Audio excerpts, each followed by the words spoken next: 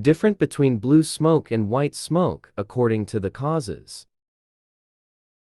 1. Blue smoke. Causes. Burning oil. This could be due to worn piston rings, valve seals, or a damaged PCV system. Oil can leak into the combustion chamber and burn along with the fuel.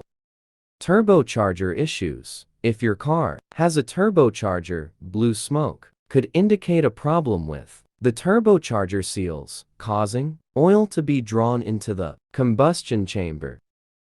2. White smoke. Causes. Coolant leakage. White smoke often indicates coolant leaking into the combustion chamber, which can be caused by a blown head gasket, cracked cylinder head, or a cracked engine block.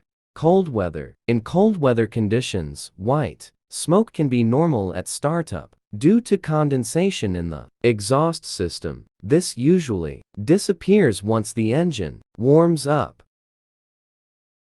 Thank you for watching. Make sure you subscribe.